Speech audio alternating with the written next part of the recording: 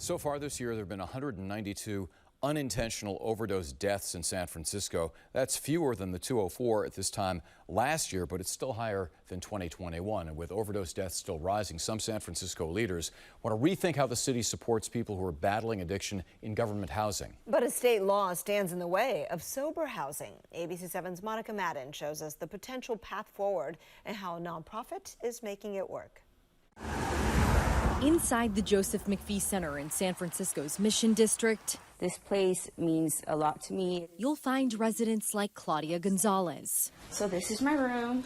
Who fights to choose her future every day. I'm just grateful I have a roof over my head. 2 years ago, she was homeless, addicted to meth and alcohol. Every single day I would just spend my days just thinking about how I'm going to get my next high. Claudia's addiction drove her away from her family, living on the streets for 5 years. The only time I actually had a place to stay was when I would go to jail.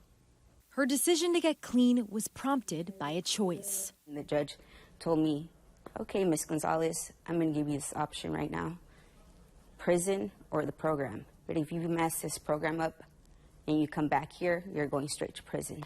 So I was like, I want the program. After treatment, Claudia again found herself at crossroads before landing in the Way Out program through the Salvation Army. I kept telling my sponsor, once my 6 months are up, I'm going back to my hometown. And once it got close to my graduation day, I ended up hearing about the Joseph McPhee Center. And I was like, you know what? I'm going to stay. And I think this is the best decision I've ever made. I knew if I would go back over there, I would relapse. On top of housing, the program offers drug treatment, career development and life skill courses, and an alumni support network. I was able to find a job. We get more freedom, but we're also held accountable here. And I feel like that's what keeps me sober.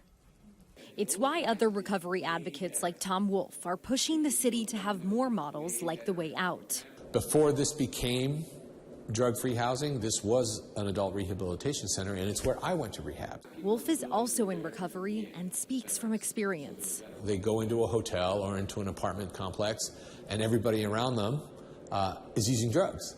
How are you going to stay clean? How we ever stay clean in that environment? And that's the key thing that we've been missing all this time is how do we break that cycle of people falling into addiction and homelessness, whether one came before the other, it doesn't matter. In the 2023 fiscal year, the Way Out reports 100% of participants were sober, housed, and employed a year after graduating the program. I was curious, if this type of model works so well, why isn't the city taking a similar approach? Well, the answer is complicated. For decades, San Francisco has embodied the philosophy of harm reduction, which aims to prevent death and disease from inevitable drug use. On top of that, San Francisco was one of the first major cities to take the housing first approach.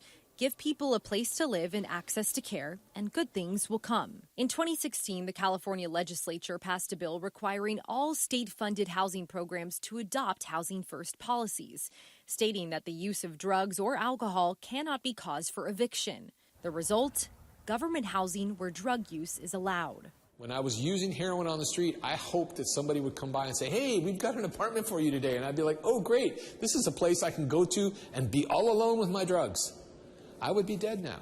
There are currently no explicitly drug-free permanent supportive housing facilities in the city. San Francisco's Department of Homelessness and Supportive Housing tells ABC 7 News that the city does not allow illegal drug use in permanent supportive housing, but says it is aware that some residents have active substance use disorders and that the city aims to work with them to reduce the harm and ultimately end their use. If somebody wants to get off drugs, we should have a placement for them where they can be away from drugs. Assemblymember Matt Haney wants California to help pay for some drug-free permanent supportive housing. His bill would limit sober housing to no more than 25% of a county's total inventory of these types of units.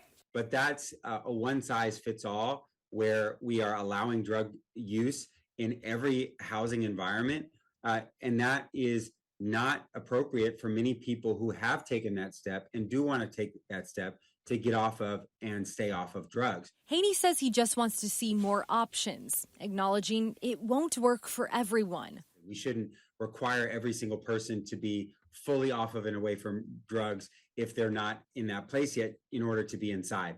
The goal should be to be able to get everybody inside. But that's a one size fits all where we are allowing drug use in every housing environment. But for people like Claudia, Get ready for work.